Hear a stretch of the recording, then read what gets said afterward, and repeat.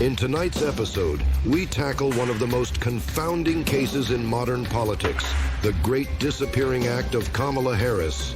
For 42 days, she's been as visible as Waldo in a snowstorm. Some say she's undercover, others claim she's stuck in an endless loop of rehearsing speeches. Has she taken up a new hobby, like extreme social distancing? Or is she simply avoiding the press like they're a group text from that one relative? Join us as we unravel this mysterious vanishing act and see if we can find Kamala before her Wi-Fi signal fades for good. What is up, guys? Tyson Dela Cruz here. Thank you so much for rocking with me. 42 days. Kamala Harris has yet to do a formal press conference since emerging as Democratic nominee. Shout out to everybody watching. Drop your comments down below. Smash a like button. And, let me know where you're watching this out of. It's kind of cool to see where everybody's watching this out of. Okay, so Vice President Kamala Harris' interview drought finally ended on Thursday. But after 42 days of the presumptive Democratic nominee for president, she has yet to hold an official press conference. Under the pressure to sit down for an interview after weeks of stonewalling, she agreed to sit down with a favorable news network. We all know, Dana Bash and CNN. And she was joined. She wasn't solo. She was not solo. The American people wanted to hear from you, Kamala Harris. They wanted to hear from you. And they did in a long, extensive interview that lasted 18 minutes. And they wanted to hear from you. And they didn't want your running mate with you. Although presidents often interview with their running mates, but not for the first time formal interview since being nominated as a presidential candidate. Harris defends some of her notable flip-flopping, like fracking and immigration, and she says that her values didn't change. But we're figuring out, we all know why Kamala Harris cannot do an unscripted interview.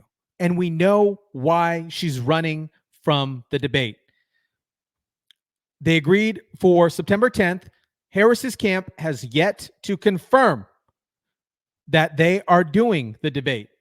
It was a back and forth with the mics being turned on, mics being turned off, and then now she's saying that Trump is scared, this, that, or the other thing. But to be honest, if we get an unscripted Kamala Harris, this is what we get. Who doesn't love a yellow school bus, right? Can you raise your hand if you love a yellow school bus, right? Just, there's something about and most of us, many of us went to school on the yellow school bus, right? And it's part of our experience growing up. That is what we get, ladies and gentlemen, when Kamala Harris is unscripted. We can add further evidence to that for something like this. Culture is a reflection of our moment and our time, right? And present culture is the way we express how we're feeling about the moment. And we should always find times to express how we feel about the moment that is a reflection of joy, because it comes in the morning. There's that cackle, ladies and gentlemen. That cackle. That is not a good look. Honestly, during the interview with CNN and Tim Walz, let me share an image real quick. In that interview, this is how Kamala Harris looked at the interview. She looked rough. She looked absolutely rough. And then she sits down next to Tim Walz. Man, this guy always looks constipated. Probably because he's lying all the damn time. Gosh. That's why, because he can't he's trying to keep the honesty in. And that's why he looks like that. I don't know. Drop your comments down below. Let me know what you guys think. Maybe it's too much of the white guy spicy burritos. But she sits down next to Tim Walz, Dana Bash, and she looks slumped over. And this was honestly, a very horrific showing for the first time interview. And we know that when she shows up to debate, if she decides to show up to debate, because they have not confirmed this, and this is the big thing that's spiraling through the intro webs, is that she has not officially confirmed the debate. She wanted notes. She wanted to sit down. She wanted unmuted mics. She can get her boss moments, her quote unquote boss moments, so she can interrupt Donald Trump. But that is not going to play, because we know that Donald Trump is a really solid, good debater, and he has some good one-liners, and he has some good comebacks. And this is what Fox News has to say about the debate. A number of people are joining Team Trump as we enter the final 3 months of the campaign. Trump campaign vets Corey Lewandowski and Tim Murtaugh joined the team last month. And in the past week, former Democrat turned independent presidential candidate Robert F. Kennedy Jr. and former Democrat Congresswoman Tulsi Gabbard are now honorary co-chairs of the transition team. Let's bring in Trump campaign senior advisor Jason Miller to discuss. Jason, good to see you. So I want to go to the debate, because I think a lot of Americans haven't seen, Kamala take questions from the media. Obviously, she did one joint interview with Tim Walz, not a hard-hitting interview at CNN. But we're all looking forward to the debate of September 10th. But I don't know that Kamala has actually confirmed the debate. Is it going to happen? What's the latest on the ABC debate? Well, Sean, good morning. I think that's a great question with regard to the debate. I think that the Harris campaign is looking for an escape hatch, is looking for a way to get out of this debate. To be clear, these are the rules that the Democrats wrote. These are the rules that we had in place for the CNN debate. Everyone had agreed to the rules, at least informally, with ABC. We have a deal with ABC. ABC has a deal. ABC is with us all the way on this. But here's what I think happened. I think the Harris folks started going into debate prep, and now they realize what they're working with. They realize that they're in real trouble with Kamala Harris. They also know they're working with nothing. Used gum on the bottom of a shoe. that President Trump is the greatest debater in modern political history. So I think they're nervous and want a way out. So is your point that actually Kamala Harris's team has not confirmed the September 10th debate? Absolutely not. And it's mind-boggling, because you would think that they'd want to debate. I mean, the American public does deserve this, but they refuse to accept the terms of the debate, which, again, everyone had already agreed to it. We'd agreed to it. ABC's agreed to it. The rules are the rules. They're not changing. But Kamala Harris and her campaign, they're afraid. Think about it for a moment, Sean. Why did they wait 39 days to even do this joint interview where Kamala Harris spoke for all of 16 minutes and 29 seconds? And then now this is day 42 that Kamala Harris has gone without doing a solo interview. This is really bizarre. I think they're afraid and they don't want to put Kamala Harris out there. And you want to know why? Because she's going to have to answer for every bit of this last 3.5 years. You can't talk about turning the page when you're the one who broke the economy, broke the border, broke the world. But that's on Kamala, and she's going to have to account for that when she's on the debate stage. Jason, we hear rumors of what the strategy is going to be for Democrats, right? Or Kamala Harris on the stage. She's not going to talk about policy, because policy is not her friend. She's going to continue with Joe Biden's agenda on the economy and her policies on the border. So rumor is that she wants to just get under Donald Trump's skin and try to get a moment that she can play with the American people on emotion as opposed to policy. How is the team Trump addressing what Kamala is going to do if this debate actually goes off? So there are two parts of this. There's the overall messaging, which reminding people that they were better off with Trump. And they were. Everybody was better off with Trump. Every group in the country, even as we go into Labor Day and we see how much more expensive everything is, people were better off with President Trump.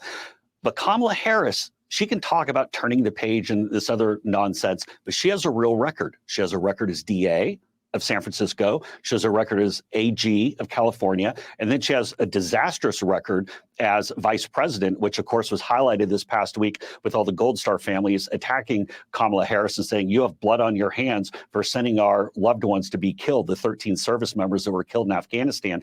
Kamala Harris now has to defend that record. Here's the thing with President Trump. He's a very quick study. He knows every part of Kamala Harris's record as DA, AG, and her time as vice president. So he's going to be ready. You can't prepare for President Trump in a debate. He's the ultimate counterpuncher, and that's why he's the greatest debater that I've ever seen. You can't prepare for him. And so we're going to be ready, and we have that real simple message, how we can make life better for people immediately. And again, there's very different strategies for the two campaigns. Donald Trump talking to the media, going to the microphone, laying out policies on where he wants to take the country, and Kamala Harris hiding from the media, afraid to go to the microphone. I want to go to election integrity, Jason, because, again, I'm hearing, and we brought this up earlier in the show, but I hear a lot of stories. There's been reports of illegals registering to vote, and there's help coming. That is bananas, by the way. That is bananas. You can get illegal migrants can get a state ID, and then they have the ability to vote. What? From the federal government, the state government, and NGOs. In my home state of Wisconsin, right, I went to the DMV, and right where you get your license, it says U.S. citizens can easily get a free ID for voting. That sounds really great. But then in really big letters, it says, no birth certificate, no problem. Ask us how. Well, Jason, if you don't have a birth certificate, the odds are you probably are not a U.S. citizen. And again, I think this is a roundabout way to get illegals to register to vote. And again, I hope that's not happening, but I want to have an election where only U.S. citizens that are legally qualified to vote. What is the campaign doing on this issue? Well, we have a very extensive effort that we're doing with the RNC, and we've been fighting in battleground versus battleground to try to make sure that we have these strengthening in place. Some states like Georgia, they went and did it themselves, which is great. Georgia did a very good job. There's actually going to be monitoring of these drop boxes, feel much more confident.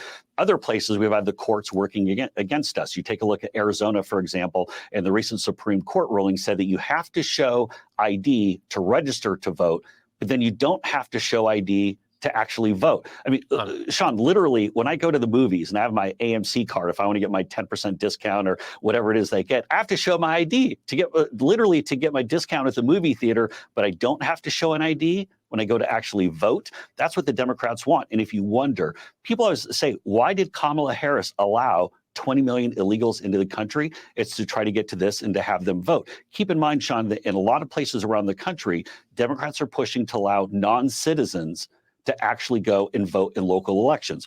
Well, do you really think that in all of those places, they're going to say, here's your local ballot, and then here's your federal ballot, and there's going to be full confidence that they don't vote in both? I don't have that confidence, but we're going to be ready for them. You know, that's why Republicans have pushed the SAVE Act. You have to be a U.S. citizen to register to vote, which is why Republicans have pushed you should. That is crazy. Illegal migrants should not have the ability to vote. Nancy Pelosi just recently went on Bill Maher and talked about, stating that illegal migrants have the ability to get $150,000 housing credit for the quote unquote American dream. But at the end of the day, the American dream is about Americans.